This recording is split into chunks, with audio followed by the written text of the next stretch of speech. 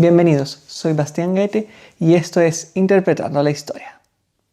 Durante la Primera Guerra Mundial, un batallón estadounidense se perdió en el bosque del Argonne y contra todas las probabilidades resistieron por 7 días contra todo lo que los alemanes les lanzaron.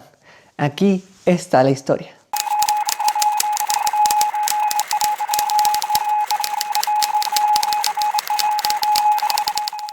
El Argonne es terreno difícil, colinas rocosas y densa vegetación, y había estado en manos alemanas desde el final de 1914. Ahora, a finales de septiembre de 1918, el Argonne era una parte importante de las posiciones más fortificadas de los alemanes, la Hagenstellung, y como los aliados finalmente empezaron a penetrar, le tocó a los estadounidenses de atravesar ese fortificado laberinto de arbustos y riachuelos. Pero las fuerzas estadounidenses no tenían casi ninguna experiencia en este tipo de terreno, especialmente la División 77. Esa división era mayormente de Nueva York, y eran niños que vivían en las calles, jugadores de béisbol, matones, apostadores, personal de limpieza, gángsters o mafiosos, fabricadores de zapatos, abogados, eran de todo un poco, y muchos eran inmigrantes recientes. Hombres con ascendencia irlandesa, alemana, polaca o rusa. Católicos, protestantes y judíos eran el lote de soldados más mezclados que puedan imaginar. Y justo antes de ser embarcados a Francia, en abril de 1918, fueron rellenados con hombres del Medio Oeste. Eran verdaderamente una división estadounidense.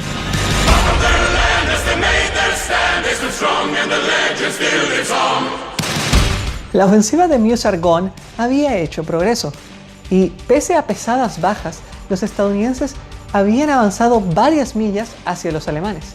Para el final de septiembre, la División 77 estaba profundo en territorio enemigo, pero el progreso era aún muy lento para el gusto del alto mando, y las órdenes llegaron de seguir avanzando, mientras la lista oficial de bajas seguía comparativamente baja. No había necesidad de detener la ofensiva. Pero para los hombres en el campo de batalla, esto era más fácil decirlo que hacerlo. El mayor Charles Whittlesey, al mando de 9 compañías de la 77, se quejó con el general Alexander y a los oficiales superiores, que sus flancos estaban constantemente expuestos, ya que las fuerzas francesas en la izquierda y el regimiento 308 en la derecha no les seguían el paso. Eso era sin duda un problema crítico, porque una vez dentro del bosque era fácil perder la noción del tiempo y dirección, ya que no tenían radios inalámbricas, tenían que confiar en mapas y brújulas. Repetidas veces fueron sorprendidos por escondidos puestos de ametralladoras alemanas, y equipos de infiltración alemanes estaban constantemente tratando de sobremaniobrar y atrapar compañías que fueron demasiado adelante del resto. Más de una vez, las compañías de Whittlesey habían perdido contacto con las fuerzas en sus flancos. El general Alexander dio una orden estricta que tenían que avanzar, no retroceder. Whittlesey estaba fuertemente en desacuerdo con Alexander, y él sabía la realidad del combate en el frente mucho mejor, pero no había razón para discutir. Así que, temprano en la mañana del 2 de octubre, el batallón de Whittlesey, de un poco más de 550 hombres, entró en el bosque, detrás de un bombardeo de barrido donde las trincheras alemanas se creía que estaban. A medida que avanzaban, se dieron cuenta que el enemigo estaba extrañamente silencioso. Por aquí y por allá, aterrorizados jóvenes y exhaustos hombres en sucios uniformes alemanes se dirigían hacia ellos, rindiéndose sin dar pelea, y las esperanzas estaban altas de que Alemania estaba llegando al final de su capacidad de guerra, y una ruptura estaba al alcance de la mano. Pero una vez más, escondidas ametralladoras y morteros empezaron a dispararles. Pero no había en sí una continua línea de defensa, solo pequeños nidos de resistencia. Siguieron empujando hasta que oscureció y llegaron a la cima de un barranco donde se dieron cuenta que estaban en un fortín alemán, pero sin un solo alemán dentro de él. Tal vez el general Alexander estaba en lo cierto desde el principio. Tal vez los alemanes estaban en verdad rotos y en completa retirada. El mayor Widelski decidió seguir avanzando, pero no había escuchado de los comandantes en sus flancos por un buen rato. Lo que no podían saber es que los alemanes no estaban de ninguna forma rotos, solo habían encontrado un hueco en su frente. Los franceses y el 308 habían hecho escaso progreso, y los únicos avanzando eran las 9 compañías de Widelski, y los alemanes estaban a punto de notarlo. 1918, the Great War rages on. Our battalion is lost in the Argonne. Durante la noche, el batallón se había trincherado en la ladera de una colina y colocaron sus ametralladoras alrededor de un perímetro. Widelski fue notificado que los hombres habían escuchado voces alemanas de donde ellos vinieron, y como la luz del amanecer los encontró, también lo hizo los morteros alemanes.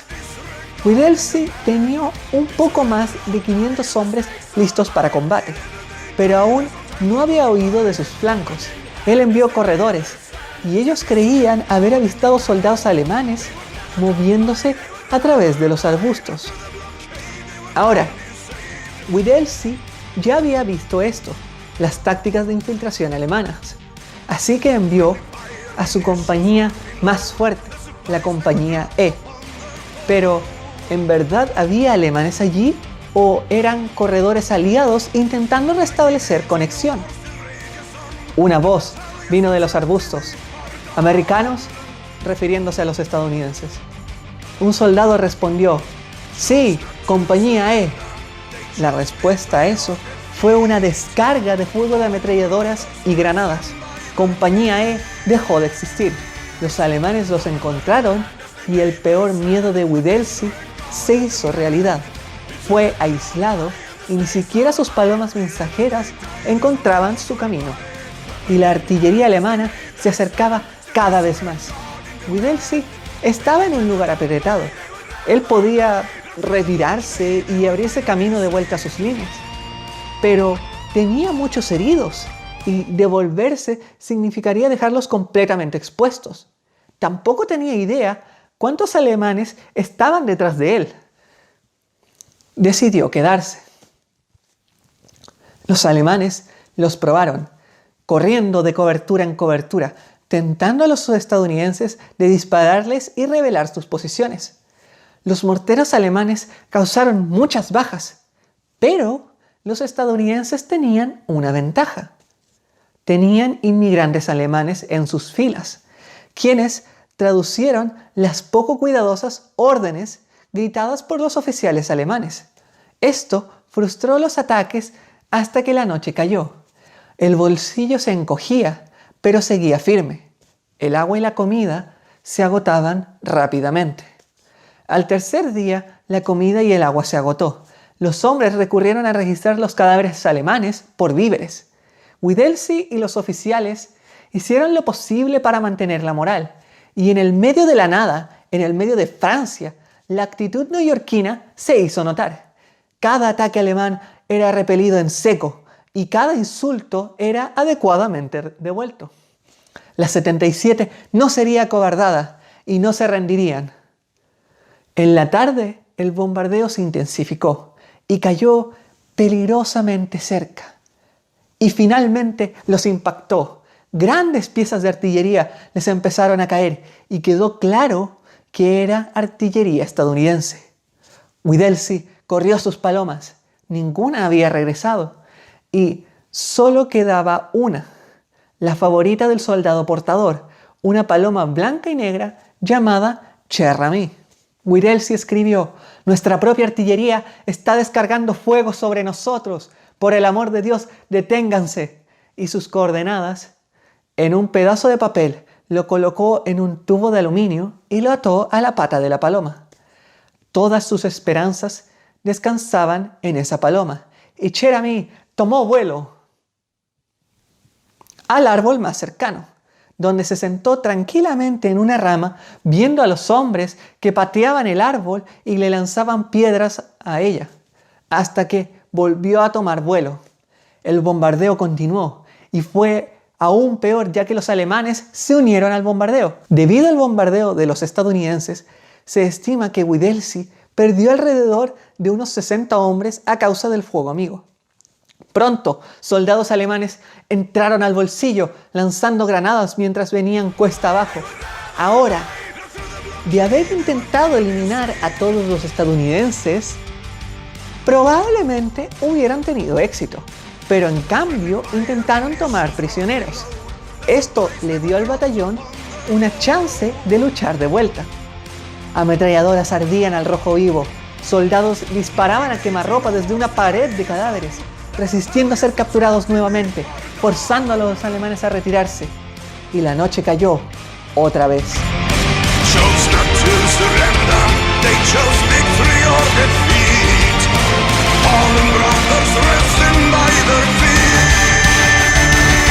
Desconocido para ellos, su historia estaba ganando atención. Al inicio políticamente, ambos altos mandos, estadounidense y alemanes, sabían que la destrucción del bolsillo sería un golpe propagandístico. Los alemanes podrían jactarse de lo superior de sus tropas, y los alemanes perderían apoyo político en casa y tal vez serían sacados del combate. Ambos bandos incrementaron sus esfuerzos para encontrarlos. Como llegó la mañana del cuarto día, Widelski y sus hombres no tenían comida, muy pocas municiones y la mayoría de sus ametralladoras fueron destruidas. El bombardeo de la artillería volvió también, pero esta vez no les impactó. En cambio, los obuses cayeron más al norte en las posiciones alemanas. Cher-Ami había logrado entregar el mensaje al cuartel general. Con una herida de metralla y una pata arrancada, aún así entregó sus coordenadas al cuartel general. Así que el mando estadounidense ahora sabía dónde estaban, pero aún no sabían su situación. De hecho, Alexander estaba escribiendo órdenes de que Widelski debía reanudar la ofensiva hacia el norte. Los alemanes hicieron planes para finalmente destruir el bolsillo. A la noche siguiente, varios grupos de veteranas tropas de asalto aparecieron al frente, listos para asaltarlos, pero esta vez no tomarán prisioneros. Día 5. Al mediodía llegaron gritos desgarradores de las posiciones de avanzada. Fuego líquido se esparció en sus posiciones y una tormenta de granadas cayeron. Lanzallamas alemanes atacaron colina abajo, mientras por los flancos soldados de asalto atacaron a través de los arbustos. Un violento combate a cuerpo comenzó. Envueltos en humo y llama, el bolsillo se convirtió en un ring de peleas sin restricciones hasta la muerte. Los estadounidenses se enfrentaron a los soldados de asalto con cuchillos, garrotes y bayonetas. Los oficiales dispararon sus revólveres y pistolas a quemarropa. No se brindaba cuartel, no se mostraba piedad y los estadounidenses resistieron. A duras penas, pero resistieron. El sexto día de combate comenzó. Los hombres estaban exhaustos, mental y físicamente. El ánimo ahora era fatalista y muchos de ellos escribieron sus últimas cartas, sin esperar de salir de esto con vida. Pero los alemanes enviaron una carta de ellos mismos pidiendo que se rindieran. Widelski dejó bien claro que no había ninguna rendición. Widelski y los oficiales habían enviado corredores para restablecer el contacto. Muchos fueron interceptados por los alemanes, pero el soldado de ascendencia polaca judía, Abraham Krotochinski, eventualmente logró atravesar y llegar al resto de la División 77, que estaba luchando su camino al batallón perdido. Posteriormente, se le concedería una cruz de servicios distinguidos por guiar a la división a los hombres perdidos. Finalmente, el 8 de octubre, después de 7 días de combate, el batallón perdido fue encontrado.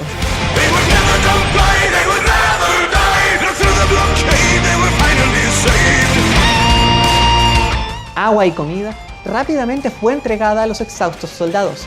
De los 554 hombres que entraron al bosque, 197 de ellos murieron y otros 150 fueron capturados o desaparecieron. Solo 194 soldados salieron caminando del bosque en sus propios términos, pero la mayoría de ellos estaban heridos. De la noche a la mañana se convirtió en la historia más grande de los estadounidenses en la guerra. Cronistas de guerra corrieron a la escena e inmediatamente entrevistaron a los hombres, que es la razón de que tengamos tan detallado registro de los hechos. El mayor Widelski y otros 2 capitanes recibieron la Medalla de Honor del Congreso por sus acciones, y Cher fue condecorada con la Croix de Guerre. Pero todos los hombres se convirtieron en héroes para el público estadounidense. Historias y libros fueron escritos sobre ellos. En verdad, se volvieron los héroes estadounidenses de la guerra. Y hasta la fecha, libros, películas y canciones son escritos sobre ellos y su valiente resistencia.